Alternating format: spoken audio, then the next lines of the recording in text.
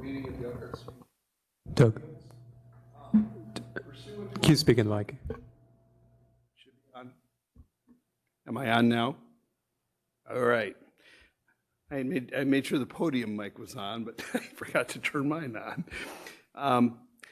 We are only taking comments on WebEx. You can watch on Facebook, but there are no comments allowed on Facebook on the meeting. If you want to comment, you'll have to log into the WebEx. Excuse me. If you're on WebEx, please mute your mic when you're not speaking so that we don't get any background noise or other extraneous sounds. Make sure if you're on the web, speak up and identify yourself before you begin to speak. That holds true here. Make sure that you speak directly into the microphone, put that thing right up to your mouth, and make sure you've signed in. The purpose of tonight's meeting is to review and consider all requests for relief from any standard in the zoning ordinance, including variances, use variances, special exceptions, conditional use requests, and administrative appeals. All of the cases heard tonight will have a positive, negative, or no decision made by the board.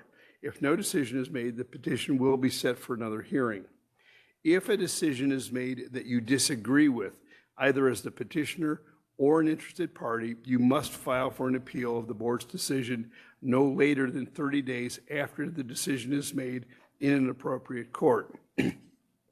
If you think you may potentially want to appeal a decision of this board, you must give the board a written appearance before the hearing. If you are here in person, a sign-up sheet is provided on the podium, which will act as an appearance. You should sign this sheet if you want to speak, but also, even if you do not wish to speak but might want to appeal our decision, you will need to sign the sheet on the podium. If you are appearing by WebEx, please put your name and address in the comments section, and that will satisfy the appearance requirement. A written petition that is set for hearing tonight satisfies that requirement for the petitioner.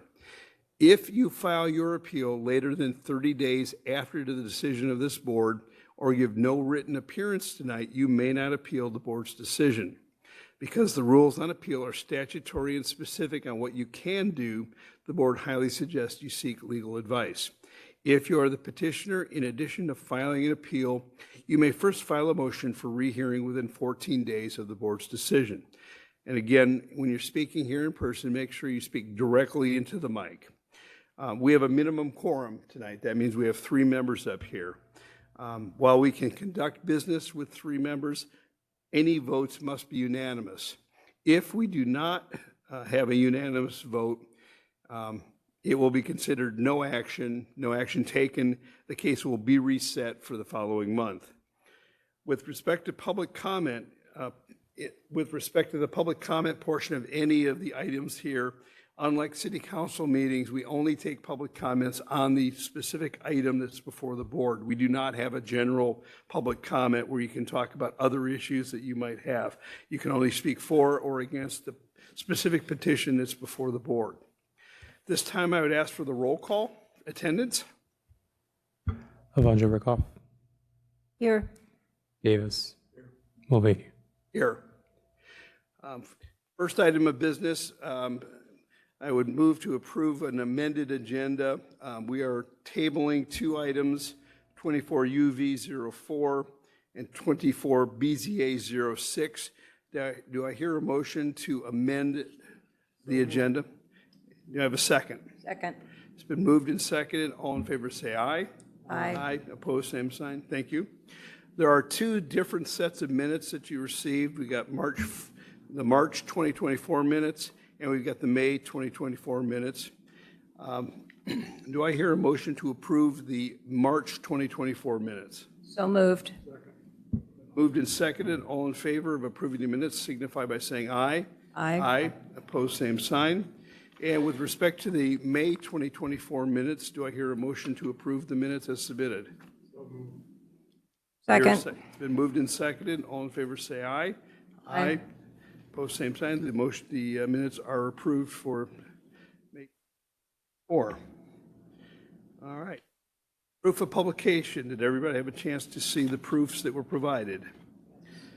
Is there a motion to approve the proofs of publication? So moved. Second.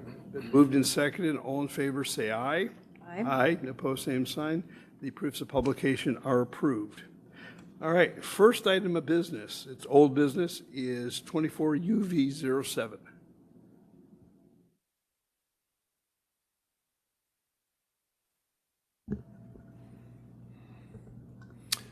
The petitioner is Gurpreet Singh. The request is to vary from section 18.2 permitted uses in the M1 limited manufacturing district to allow for the construction of a four-family dwelling. Four-family dwellings are not a permitted use in the M1 district. Petitioner would like to come forward, or if they're on Facebook?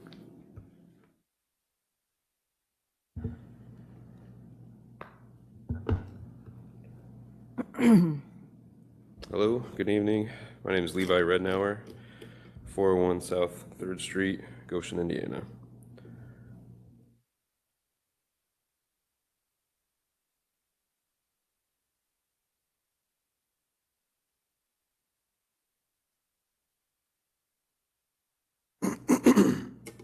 And if you could tell us what you would like us to do.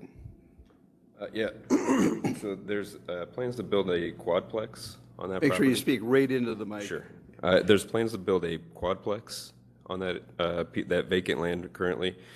Since it is currently vacant right now, I believe this would add a little bit of value to that neighborhood, since there's nothing there. The rent is going to be median for the area, and it also adds affordable housing, which is needed, obviously. They're going to put a parking lot in the back on the north side to match the surrounding neighborhood as well, where everybody else doesn't park on Franklin Street. There's alleys in the back. And I believe it's going to be all concrete back there as well for parking. It looks like each of the units in the quadplex are going to be two-bedroom then? Yeah, I believe they're like 920 square feet. Yep. But that's what the numbers on the drawing show. So. Yeah, 2 bedrooms, 1 bath.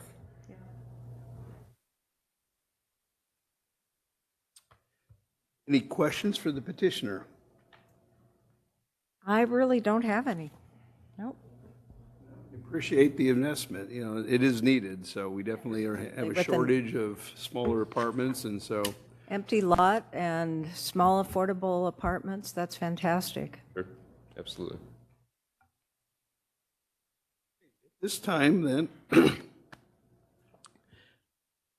open the public meeting.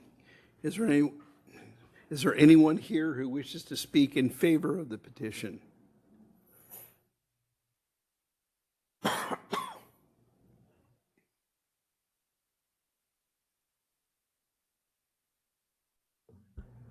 Hi, we're Ron and Jackie Clay. We live at 1812 West Franklin Street, and we're against it. Oh, yes.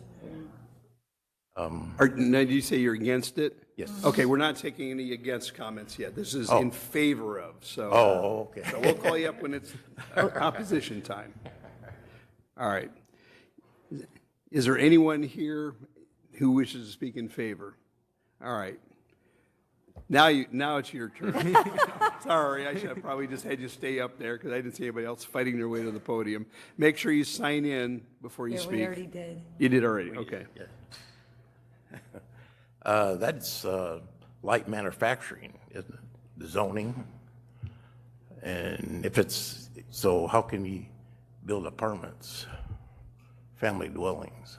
Well, they're asking for a variance from that, so that's exactly why, they are seeking permission to build an apartment in what was zoned as light manufacturing, but the rationale is that the character of the neighborhood is starting to change, so Very much so. We already deal make with, sure you speak into the microphone. we already deal with a lot of renters, and we've had issues like crazy with them. So we're not really thrilled about that. And if you call the police, they might come out, they might not. And you just got to deal with it. So we have a very quiet little neighborhood, and we want to keep it. That's. Thank you very much. You're welcome. Is there anyone else here tonight who wishes to speak in opposition?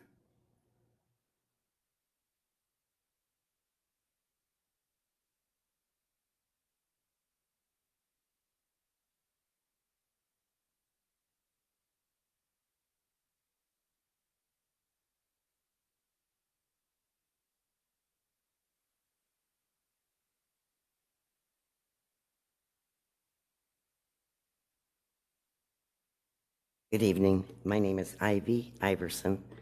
I own Franklin Street Tavern, and I have owned it for 25 years this November. I agree with the neighbors over here. It can be a mess. They cut through my parking lot. They speed through my parking lot. They have no respect for the property. The wear and tear on my property suffers because of it, and it costs me money. They leave their trash on a locked dumpster, and if they can't get in the dumpster, they leave it on the side. Who is they? I don't know who they are. I'm assuming it's people in the neighborhood that don't want to pay for their own trash service. I don't know. If I knew who it was, believe me, I would confront them. I've paid for a lot of trash being hauled away from people that just to take advantage of our closed hours. Kids play in the alley. They play in my parking lot. The parking lot does run across the sidewalk. That's very worrisome. Parents won't take control of their kids. You can't make anybody take responsibility for themselves. I got a chain link fence on one side of the property. That's being destroyed by, I think, visiting guests to the home renters next door to the west of me. I'm concerned the AC units would face my side with the heat and the noise. I don't need that, nor do I want it. I have large delivery trucks coming through that deliver 4 and 5 times a week. That's a big concern with kids playing out there. And this is a huge, unnecessary liability for me. I can't fence my whole property in. It isn't feasible to do that. I'm not trying to lock my customers out. I just want the wear and tear to stop and the damage and the trash. I go out there, and if I see them trashing anything they're throwing down, I tell them to pick it up. This isn't for somebody else's job to do that. I'm sure this apartment complex, though, when it's built, will have trash pickup. Well, whether it does or not, whether they use or not, whether they pay for it or not, I don't know. I do have a petition here with approximately 18 signatures on it that are totally against this. They do not want it in the neighborhood. It's a peaceful neighborhood, and I just think apartments, rentals, I don't think it would enhance the neighborhood whatsoever. Thank you. Thank you. Anyone else to speak in opposition? Hearing no other comments, seeing no comments, I will close the public meeting, call staff forward for the staff report.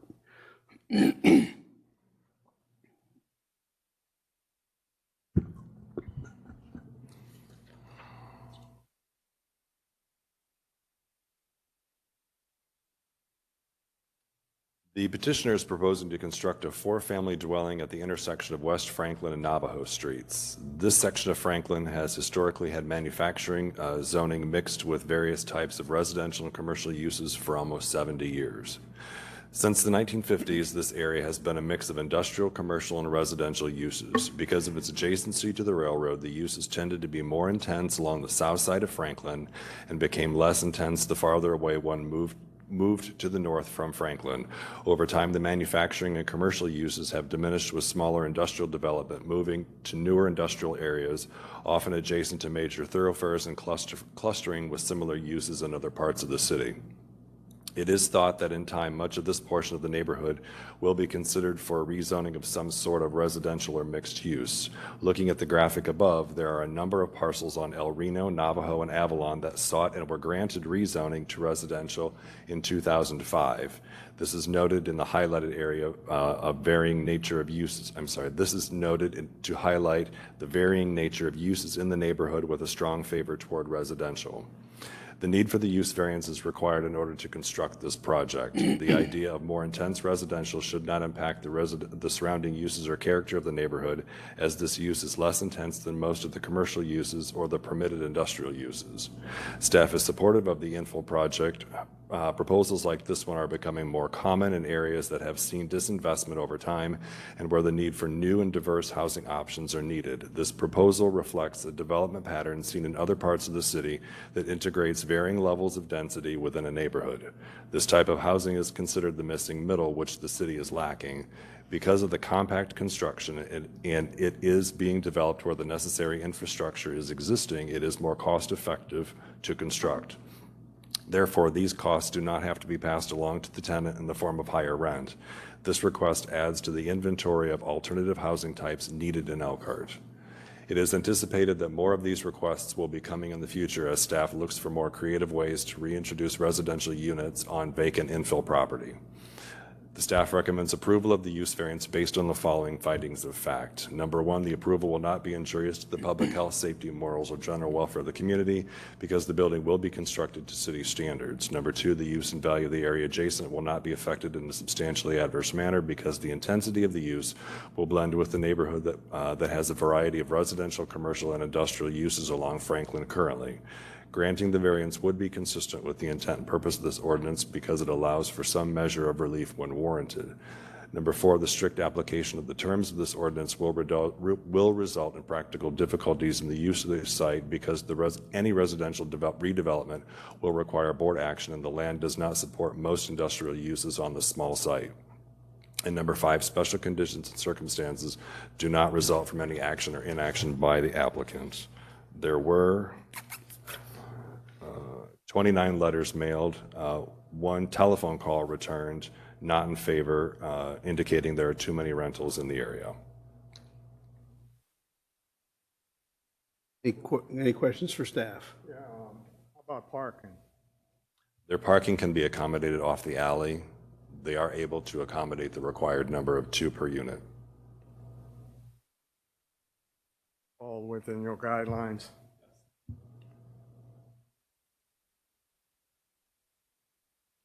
Thank you. All right, this time I would entertain a motion. I move to approve 24 UV07 and adopt the petitioner's documents and presentation together with the staff's finding of fact as the board's finding of fact in the present petition. Second. Moved and seconded. Roll call vote at this time. Vonjarikov, Yes. Davis, Yes. Mulvaney. Yes. So 24 UV07 is approved.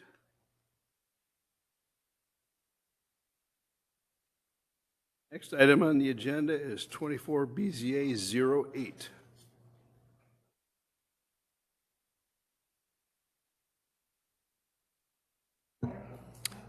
The petitioner is Steve and John McGrath. The site location is 933 East Beardsley Avenue.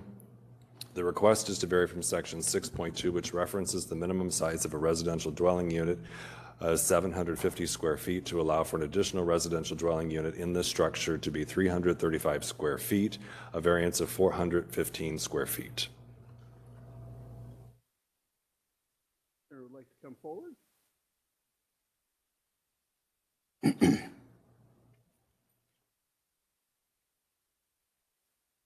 Part is getting the pen out, I guess.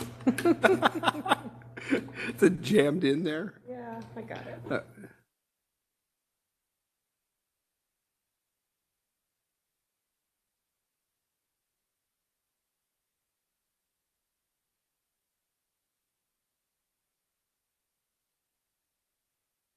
Good evening, Board. So my name is Tom McGrath. This is my husband, Steve. We bought our home at 933 East Beardsley Avenue in 2015, and we still live there as our primary residence. We also bought the home in front of us at 929 East Beardsley. And consistent with the other neighbors, that building was made into 2 apartments. And we have an apartment in our basement that all of that had been permitted, and we have residents there. And I share that because the property forms a long strip. It's about an acre. And it goes along behind the Cressy and Everett on Greenleaf, and on the other side, it's about 100 foot in the front. In between the 2 homes, we have a lot of pavement, so there's enough parking for 12 cars, vehicles very comfortably off-street. So that exists. And was checking with Eric to see that we've done everything properly, and we had this idea of changing an office into like a mother-in-law's quarters, into a little rental room. It's 16 by 14, as Eric explained. It has a private entrance. It has a private bathroom. It has a second exit into the garage. The previous owner had a bank of big TVs that we changed into an efficiency kitchen, so it has a sink and a little mini fridge, and so it's very similar to what you'd see at a stay bridge or an extended stay kind of place. Very comfortable, and we would like variants to be able to use that as a rental property. We understand to be urban 5, and didn't really understand that the urban 3 parameters apply to this piece of property. But it would be consistent with the homes around us. Bookending us, both of our neighbors, we have the Osterloos on one side and we have Tom Nickel on the other. They're supportive of our work. Is there no stove or hot plate or anything? Yes, there's a hot plate. Oh, okay. Hot plate, mini fridge, coffee maker, water filter, air fryer. No, that does everything, doesn't it? Yeah, and a TV. It's furnished. We haven't rented it yet, but we've had 2 people that have been interested already.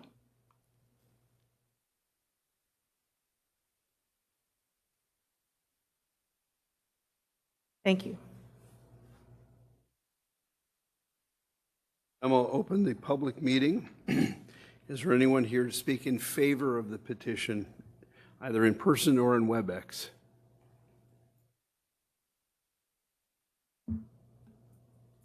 Or anyone here, either in person or on WebEx, who wishes to speak in opposition to the petition? Hearing no comments, seeing no comments, I'll close the public meeting, and at this time, I'll call the staff forward for the staff report.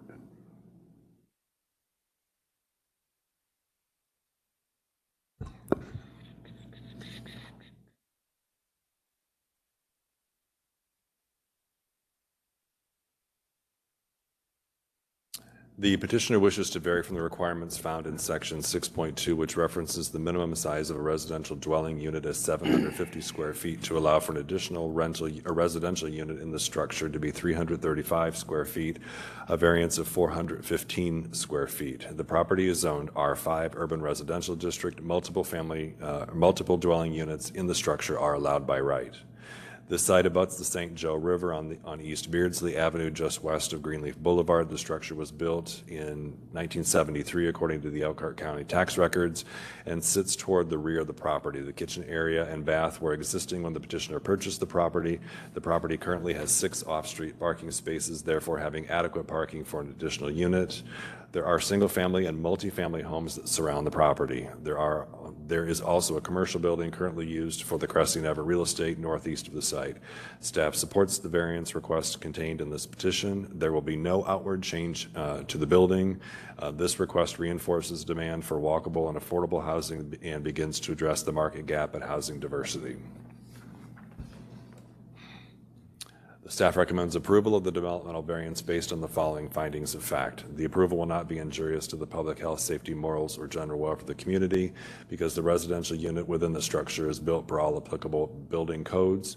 Number 2, the use and value of the area adjacent to the property will not be affected in a substantially adverse manner because many of the adjacent properties are also multifamily dwellings. The use is permitted by right with the size of the unit in question being of typical size for an efficiency unit. Number 3, granting the variance would be consistent with the intent and purpose of this ordinance because a measure of relief is allowed when warranted. Number 4, special conditions and circumstances do exist which are peculiar to the land involved and which are not applicable to other lands or structures in the same district because there will be no change in the outward appearance of the structure. Additionally, the unit is contained within the footprint of the structure.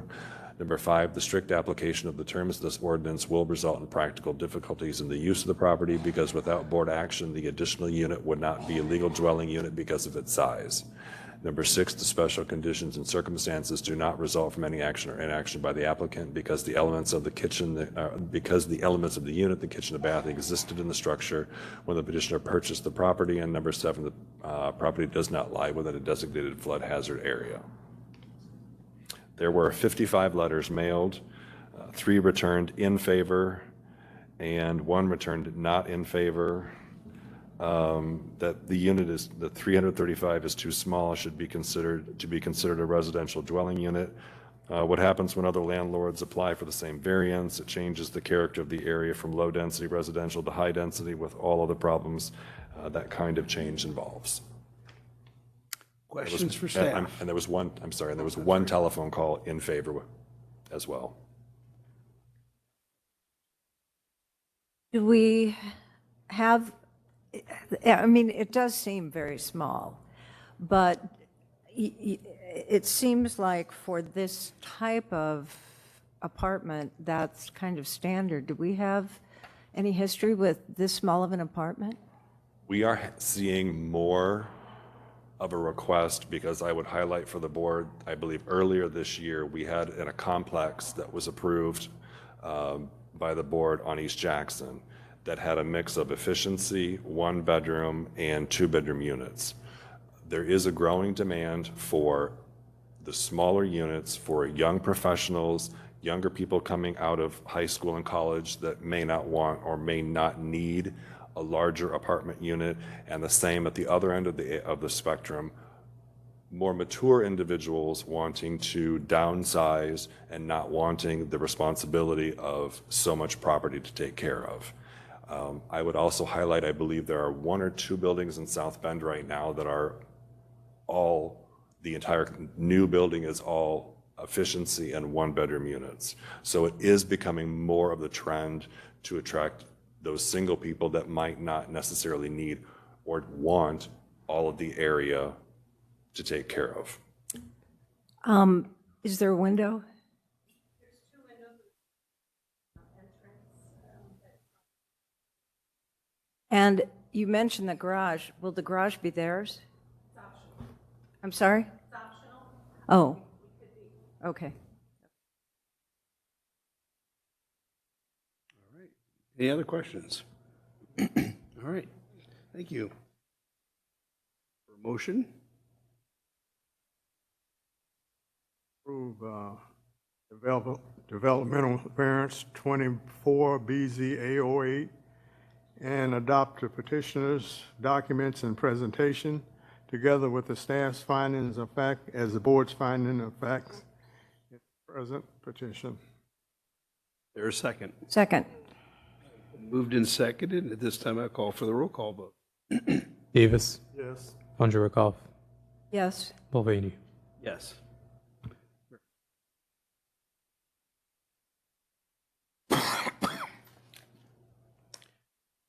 Next item of business is 24 BZA 09. The petitioner is Mark and Colette Sharp. The site location is 1626 East Lake Drive West. The request is to vary from the requirements found in section 267C702A pedestrian access, which states in part for new construction on vacant land, both a public sidewalk as per city standards and the required designated pedestrian connections shall be installed to allow for no public sidewalk to be installed. Petitioner's here in person. All right, if you would come up and like us to do, make sure you sign in.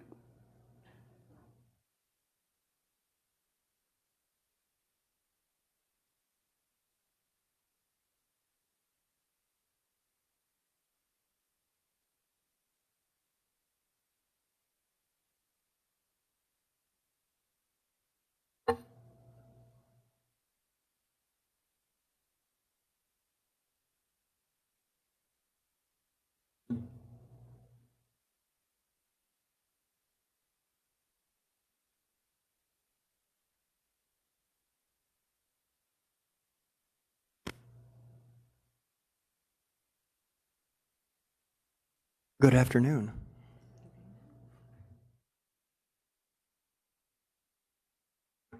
Tell us, identify yourself by name and tell us what you want, what you would like us to do. All right, my name is Mark Sharp, and we live at 1626 East Lake Drive West, and we just built a house, and there are, on the street that we live in, which is roughly a mile long through that neighborhood, there are 2 houses with sidewalks, and we bought the house or the property next to the park and the pavilion, and there is no sidewalk from there all the way to the one side of the other end of the road, either side. So our neighbor does not have a sidewalk. The park does not have a sidewalk. We would just be one house in the middle of the street with a sidewalk. And it would be a little unsightly and kind of look out of place, and it wouldn't look right in the neighborhood. Right.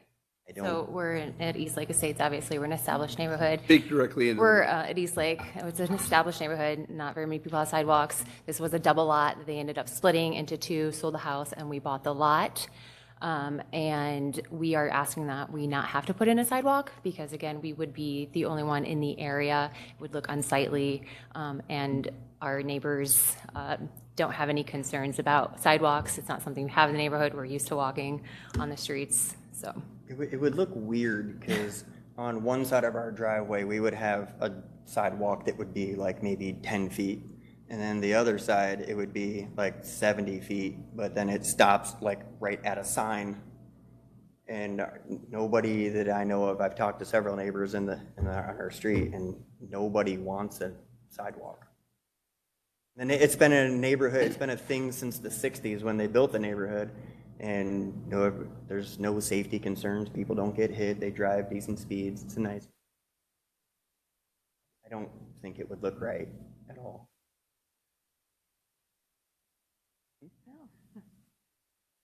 I was driving out there while it was raining on me just before this meeting started because I used to ride my bike in that neighborhood, and I thought, I don't think there are any sidewalks out there at all. And there's not.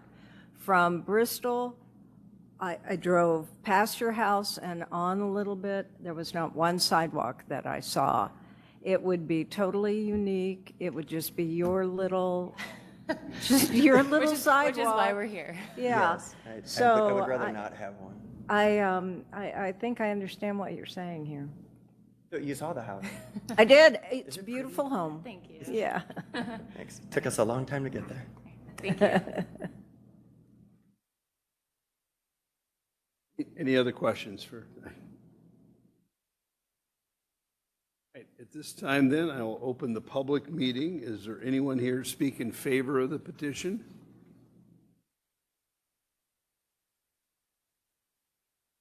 Here in person or on the WebEx who wishes to speak in opposition to the petition?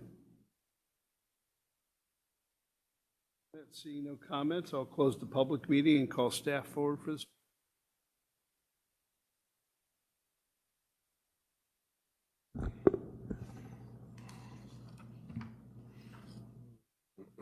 The petitioner wishes to vary from the requirements found in section 26(7)(C)(7)(O)(2)A pedestrian access, which states for new construction on vacant land, both a public sidewalk as per city standards and the required designated pedestrian connections be installed to allow for no public sidewalk. The petitioner built a home which was completed earlier this year on one of the last remaining vacant tracts of land within the East Lake subdivision north of Bristol Street. There are 2 or 3 vacant lots remaining throughout the subdivision. This subdivision was established in the mid-1950s, with the majority of the homes being built into the 1990s. The site that is part of the request is in the 3rd phase of the subdivision where I'm having trouble talking apparently, where no adjacent sidewalks currently exist. Typically, the latter phases, 3 or 4 of the 11 in the subdivision, have public sidewalks, mainly in the central and northern part of the neighborhood. Staff recognizes the concerns posed by the petitioner in their submittal material around the maintenance and the aesthetics. However, this circumstance is not unlike many other circumstances in the city where development has occurred over time. Even in this subdivision is evidenced where sidewalks exist in some areas and not in others. Sidewalks provide a designated place for pedestrians and allow for the separation of pedestrians from automobile traffic. Part of living in a more urban area includes the urban elements, which include sidewalks. Staff recommends a denial of the developmental request to vary from the requirements found in section 26(7)(C)(7)(O)(2)A pedestrian access, which states in part for new construction on vacant land, both a public sidewalk as per city standards and the required designated pedestrian connections shall be installed to allow for no public sidewalk based on the following findings of fact. Number one, the approval will be injurious to the public health, safety, and morals and general welfare of the community because it is necessary to establish standards regulating off-street parking, pedestrian movement, in part for the enhancement of a community. Number two, the use and value of the area adjacent will not be affected in a substantially adverse manner because the new home is in an area of the subdivision with no existing sidewalk system. Number three, granting the variance would be consistent with the intent and purpose of the ordinance because a measure of relief is allowed when warranted. Number four, special conditions and circumstances do not exist which are peculiar to the land involved and which were not applicable to other lands or structures in the same district because the public sidewalk in question would have been installed at the time of construction. Number five, the strict application of the terms of this ordinance will not result in practical difficulties in the use of the property because the public sidewalk in question could have been installed at the time of construction. Number six, the special conditions and circumstances do result from action or inaction by the applicant because the petitioner chose not to install the sidewalk and file for relief from the requirement. Number seven, the property does not lie within a designated flood hazard area. There were 21 letters mailed, 3 returned in favor, 1 with the following comment. This is infill housing. There are no sidewalks in surrounding areas, so sidewalk would be a waste of resources and an eyesore. There were no telephone calls returned. And 1 comment that the HOA supports not installing the sidewalk. Questions for staff? So, Eric, if they put this sidewalk in, would the city take care of the sidewalk then, or would they have to? For maintenance over the long haul, the city would then assume the responsibility of the sidewalk. And they'd assume responsibility of the tree lawn as well? No, they would still be required to mow the tree lawn, but the city would then take over the maintenance of the sidewalk in the event that it became cracked or fell into disrepair.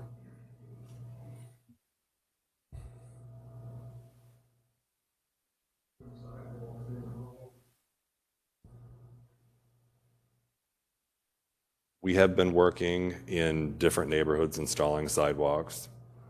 It's a long process.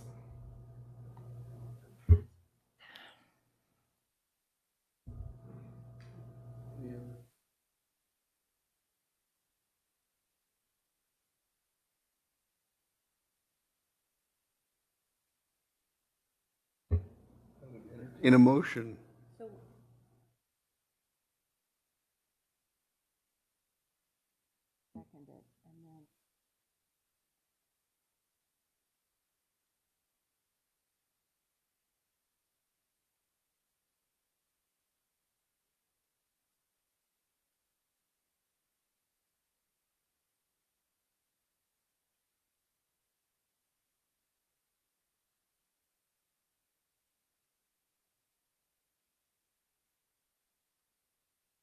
Okay, sorry about that. All right, I move to approve 24 BZA 09 and adopt the petitioner's documents and presentation together with the staff's finding of fact as the board's finding of fact in the present petition. Is there a second? Oh, we got our legal counsel.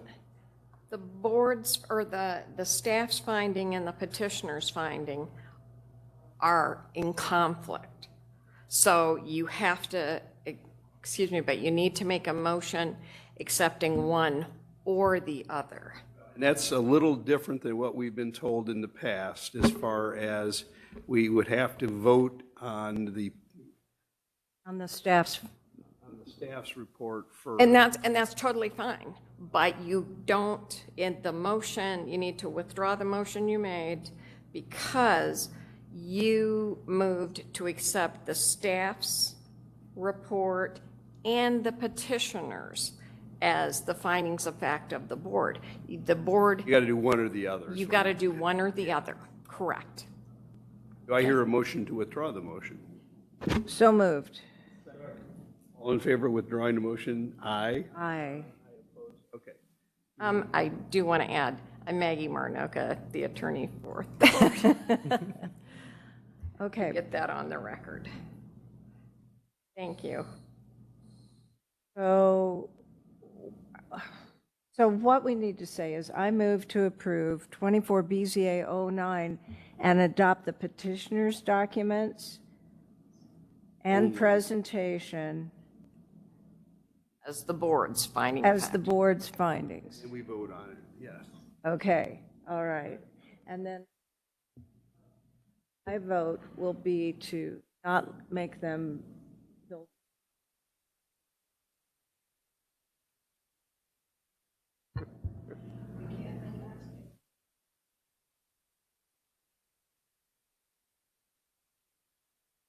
Yeah, We're only taking one. right, yeah, I think that's it, yeah. Okay, so, There's another process that they can go sidewalk process.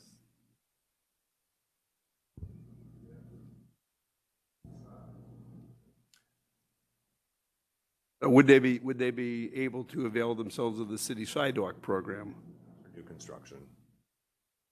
But that is entirely a Board of Works policy decision that would have to be taken up with the Board of Works. a long sidewalk.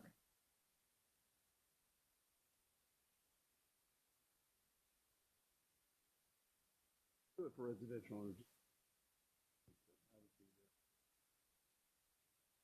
Okay, All right, are we ready? yeah. We know what we're voting on? You make the motion, we'll vote on Okay, the so I made the motion that we adopt the petitioner's documents. And their documents are to not build the sidewalk. Okay, all right. Is there a second? All right, it's been moved and seconded, so at this time we'll call for a roll call vote. Davis. Vonderikoff. Yes. Mulvaney. Yes, so no action, so we'll have to roll it over till next month. Sorry about that. Oh. All right.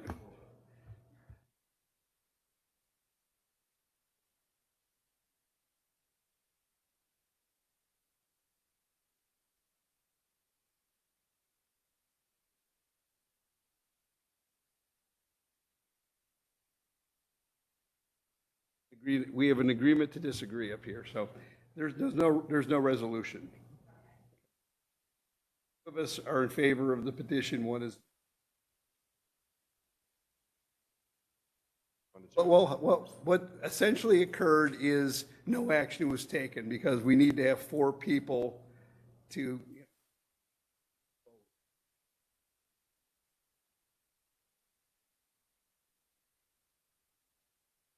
Back next Talk month. to Eric. Yeah, Eric will tell you what needs to be done. Mm-hmm.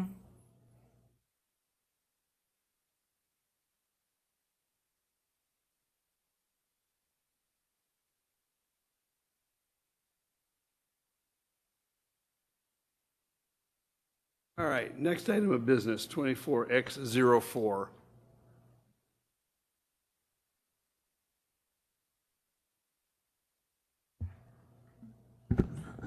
Hello, Jason Ugetti, Planning and Zoning. 24X04 is a special exception. Petitioner is Malik Enterprise LLC. The site location is 1710 Lear Drive. That's 1710 Lear Drive. The request is a special exception per section 13.3, special exception uses in the B3 Service Business District to allow for a trade school.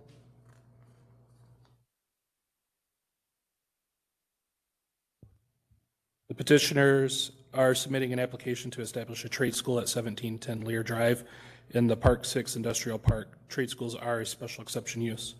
The building was the building was most recently used as a home medical equipment facility. The request as a trade school works well for the area along County Road 6 in an area largely populated with industrial users that would benefit from skilled workers completing the program.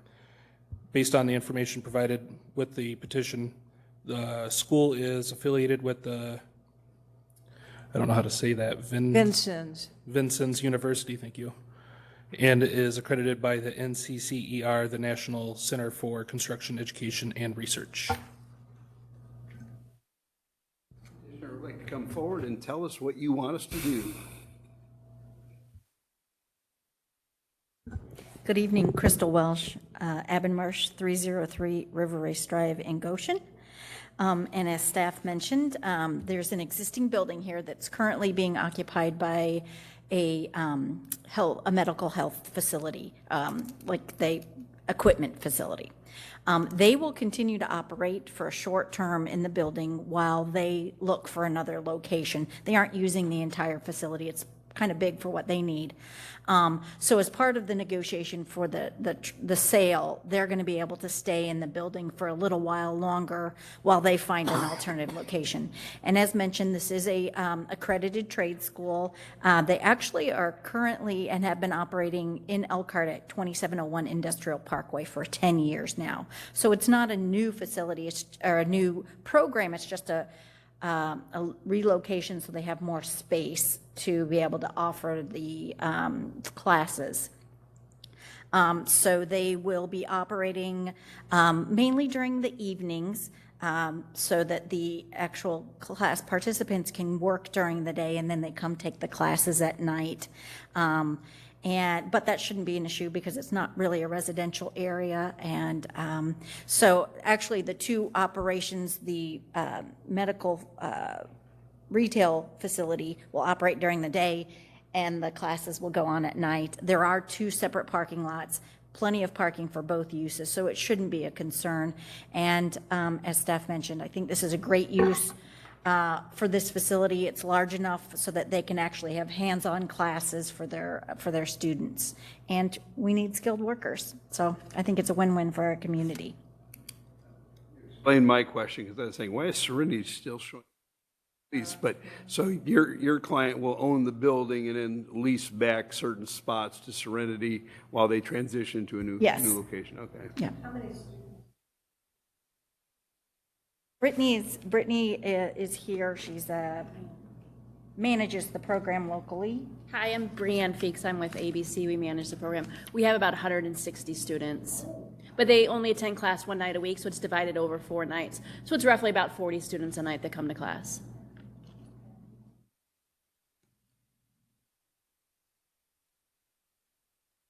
Any questions for the petitioner?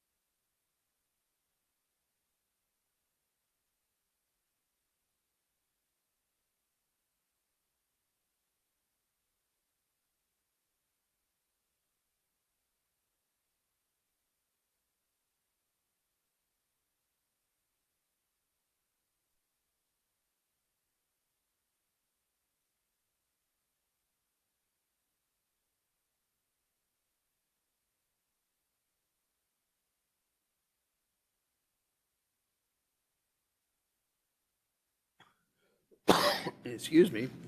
I will open the public. Anyone here in person who wishes to speak in favor of in person or on WebEx who wishes to speak in opposition to the petition? Hearing no comments, seeing no comments, I'll close the public meeting.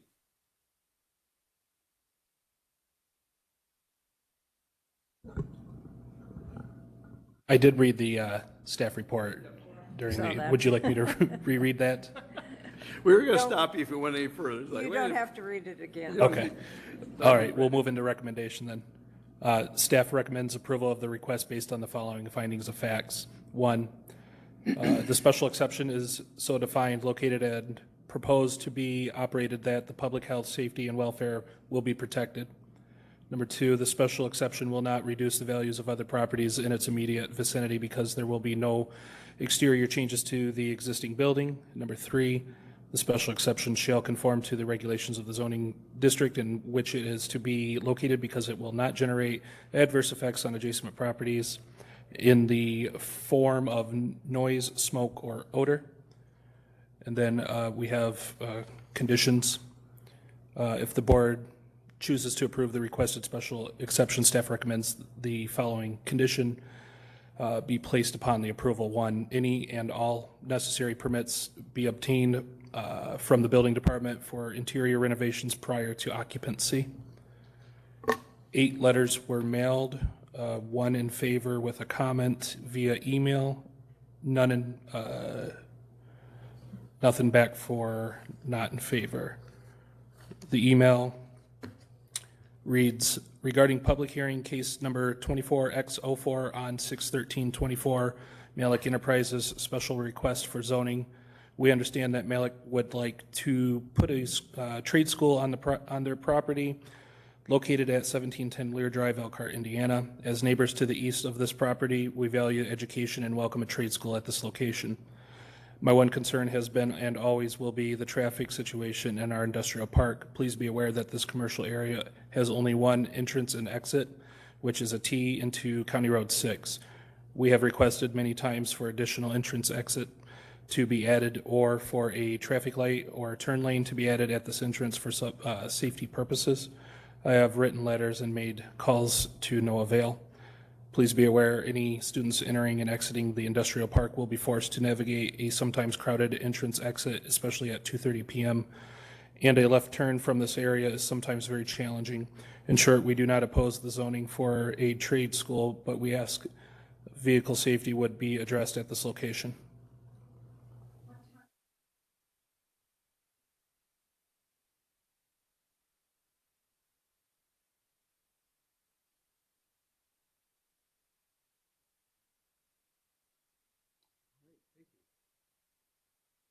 Entertain a motion? I move to approve special exception 24X04 and adopt the petitioner's documents and presentation together with the staff's findings.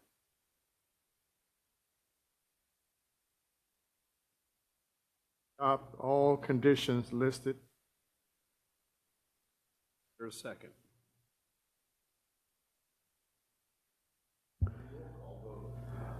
Belongia Rickoff, Yes.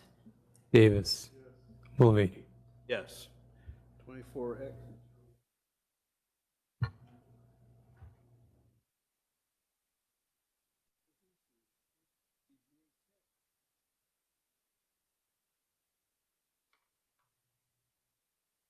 Twenty-four BZA 10 is a developmental variance. The petitioner is Tom Schaff. Site location is 2402 East Jackson Boulevard. The request is to vary from the requirements found in section 26(1)(c)(3). Swimming pools, which states a swimming pool or the yard in which the pool is located or any part thereof shall be enclosed with a fence 6 feet in height measured from the natural grade of the exterior side of the fence. All gates within such fence shall be self-closing and self-locking, to allow for a perimeter fence that is 4 feet in height and to allow for no fencing along the St. Joseph River. The in-ground pool will have an automatic pool cover.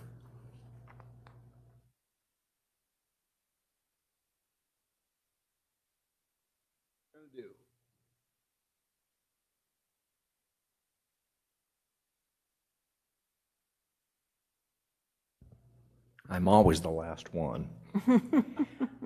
My name's Tom Schaff, 2402 East Jackson. I'm here tonight because I let my wife talk me into putting a swimming pool in northern Indiana where we only have 3 weeks of usable days when we can use it. I'm glad you recognize that. The cheapest part of the pool is the pool. All joking aside, I understand that the zoning or planning department is going to be re-looking at the pool ordinance later this year, like July, and kind of match the state ordinance, which does say 4 feet for a fence. So that's why I'm asking for the 4-foot variance. We will have the automatic cover, so that's another safety feature.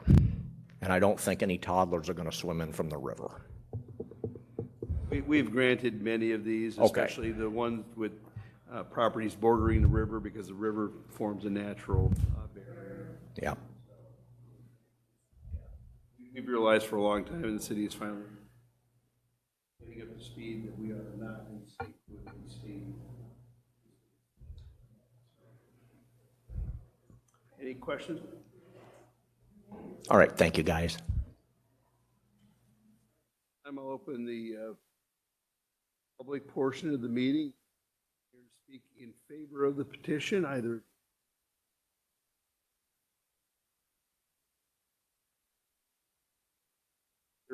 in person or in the WebEx, who wishes to speak in opposition.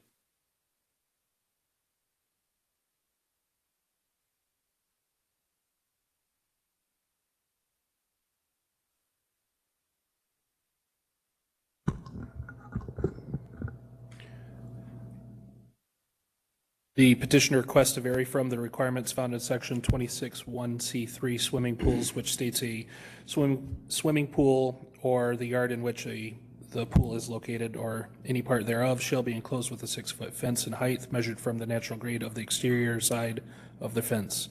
All gates within such a fence shall be self-closing and self-locking to allow for a perimeter fence that is 4 foot in height. And to allow for no fence along the St. Joseph River, the in-ground pool will have an automatic pool cover. The home site is located along the St. Joseph River. Based on county tax data, the home was built in 1921 and is surrounded by single-family dwellings. The petitioner is in the process of constructing an in-ground pool with an automatic pool cover. Prior to commencing construction, staff met with the petitioner to understand the scope of the pool project. At the time, staff relayed the development requirements for an in-ground pool construction.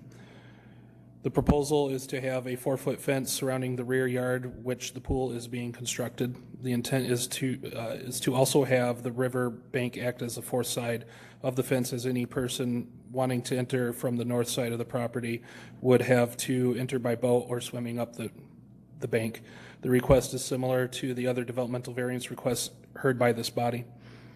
After hearing the petitioner's proposal, staff indicated a variance would be required. Staff at the same meeting shared the planning department.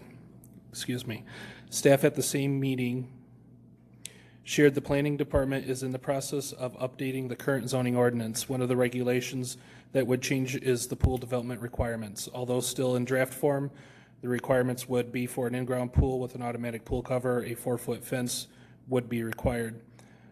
This proposal language will more closely mirror state code. It is anticipated that the new ordinance will have public hearings in the late fall.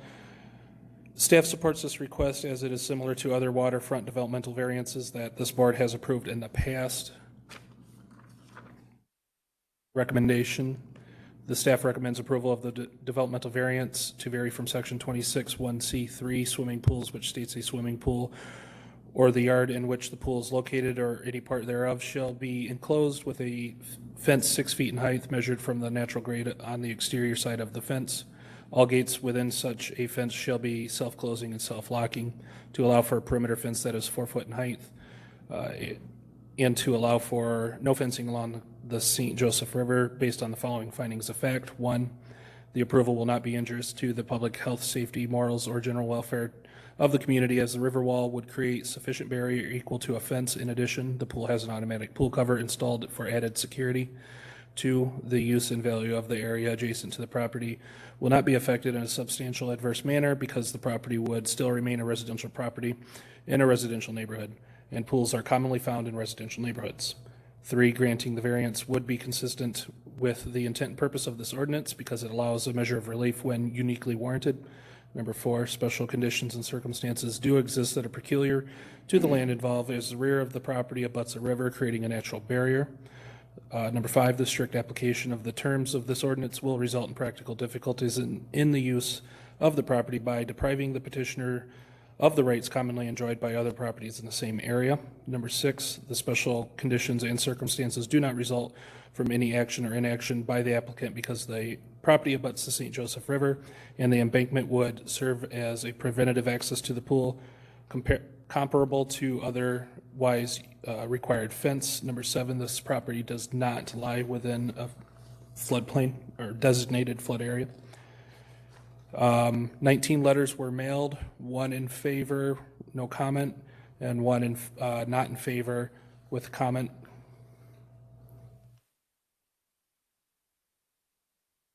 Not in favor states, family at my property has 3 small kids.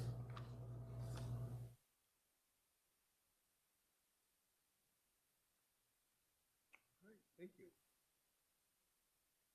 I'm going to entertain a motion. I move to approve 24 BZA 10 and adopt the petitioner's documents and presentation together with the staff's finding of fact as the board's finding of fact in the present petition. Vondrakoff, Yes. Davis, Mulvaney. Any other business from staff? Or motion to adjourn? Second. You gave me a gavel, so I'm going to use it. All right. Very good.